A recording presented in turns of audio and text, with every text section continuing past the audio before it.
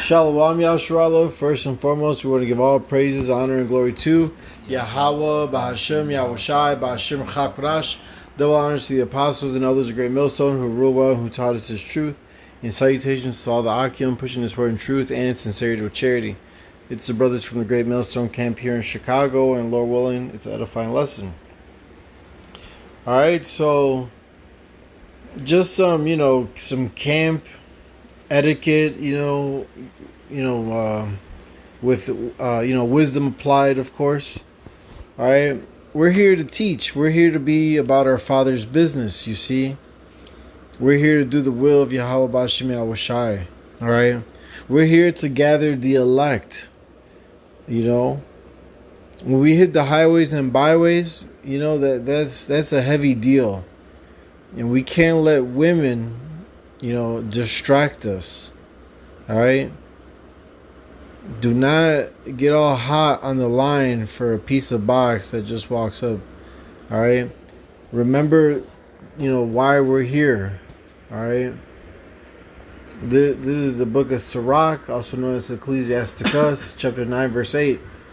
Turn away thine eye from a beautiful woman, and look not upon another's beauty, for many have been deceived by the beauty of a woman, for herewith love is kindled as a fire. You gotta just turn away. You see an attractive woman, turn away. Remember the responsibility that we have, that we've been given this privilege to push this word. All right, let's fish for the elect of the nation of Israel, which are you so-called blacks, Hispanics, Native American Indians, and also the speckled bird today. Okay, all right, let's find the elect and get the hell up out of here, man. All right, because these women are unprofitable, and the majority of the time, you start dealing with any of these women, it's not your woman, it's just your turn at that time, No, that's right. You shouldn't be, because there's a balance to that. You shouldn't be liking women to the point it does, like the brother was going into, take you off your square. Now you're over here, you were the speaker. Now you're like mumbling your words and ignoring everybody else and telling somebody else to take over because you wanna, deal with old girl. It should never be like that. It should always, this truth should come first. And if that happens and the Lord sets it up to where you talk to her, then put it to the side, let somebody else take over. If not, to have another member from your camp do it. And whoever decides, get her and put it to the side. It shouldn't overpower us to we have to stop what we're doing and go deal with it ourselves. Can you say? Yeah, no, absolutely, go ahead. This is Proverbs 6:25. It says, lust not after her beauty in thine heart, neither let her take thee with her eyelids. So we shouldn't be lusting to the point we sin, to the point we run out our wits for them. I'm not saying that if brothers had done that, that's what they were doing, but hey, just focus on the word. Yeah, it's Proverbs 6 and 25. Just Salaki. Just focus on the word, man, and all that shit, man.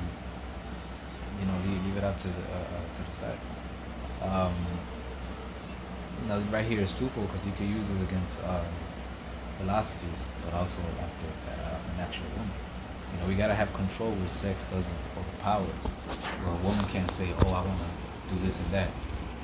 We should be able to say, "Nah, not right now. Right now it's not the time." That's the spirit we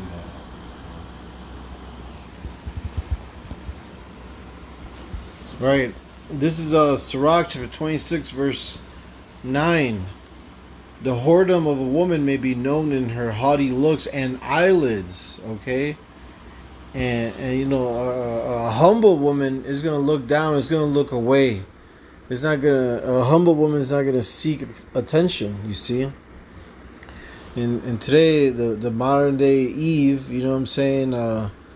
They got them long eyelashes, the lipstick, the makeup, all that shit. You know what I'm saying. All right. promiscuous clothes and walk and talks. You know what I'm saying? Like, we need to be able to recognize when Satan is walking up to the camp. You know what I'm saying? All right, and yes, the so-called Black, Hispanic, and Native American woman today, they're in league with E. They're part. They're part of the problem. They're our enemy, man. All right. So when you see these things, man, you should recognize it. All right, and it's like the apostles say all the time, man. Why the hell would I want one of these women? You know what I mean? Our women are not in order. You know. And here it is. If you find yourself a halfway decent one, you're still gonna have trouble in the flesh, man. How much more one of these whores, walking these streets in Babylon today? You know. You got something else? This is Proverbs 31:1. This is the words of King Lemuel, the prophecy that his mother taught him. What, my son, and what, the son of my womb, and what, the son of my vows? Give not thy strength unto woman, nor thy ways to that which destroyeth kings. And you getting easily distracted like that means that woman has strength over you. That means she has some type of power to take you off your square. And we're not supposed to do that. The scriptures even say, even if she sings, get away from her, because she can finesse you with her singing. Right. That's how serious the Lord is with this, man. So we gotta have more self-control. Just let it be, man. If it's meant for you to deal with a woman in the line, then the Lord's gonna set it up to where you talk to. If not, then whoever's closer or whoever's not doing anything, or the least in line, tell them, hey, you don't take care of that. While we still continue to do the word. Right, because at the end of the day, it's about edification. Building up the elect of the nation of Israel that are watching. Feeding the flock. Properly. All right, it's not about entertainment. You see, so we gotta make sure that we're always edifying. Especially when the camera's rolling, because there's brothers and sincere sisters who are watching, who are not from our town or city. They could be anywhere in the world watching. They're learning. They gotta continue getting edified, man, getting built up. All right, remember why we're here. Fuck all these women, man, that they come up that show some kind of interest. They're just looking for attention, man. Again, you gotta recognize when Satan is coming up to the camp, man. All right, Satan takes all kind of forms. You see, that's why like always we gotta try the spirit. Right. It says if someone desires to be a deacon or a bishop, he should be a husband of one wife. That because why? Because that's not your focus. Having a bunch of women on this side. Now, if you want somebody, just get somebody. And just deal with her. And whenever the Lord throws a bone on you, then deal with that. But you shouldn't be too concerned with any of that. Right. Sometimes we do burn and all that, but it should never be to the point where it takes us off to what we're actually doing. Distracts us. Yes. Sometimes we make mistakes, but hey, that's what we gotta constantly check ourselves. If that's a problem that brothers have, and it, then hey, make sure that you give it less attention. One thing that I like to do that works for me is like I like to look at the defaults of the woman. Look, she has a gut and all that, which brings her the value down. To me in my eyes, and that helps me to be like, man, fuck this shit. This shit ain't even worth it. So whatever works for you, you brothers do it. So you could keep that more control over your spirit. That sharp edge. This first Ezra chapter 4 verse 26. Yeah, many there be that have run out of their wits for women and become servants for their sakes.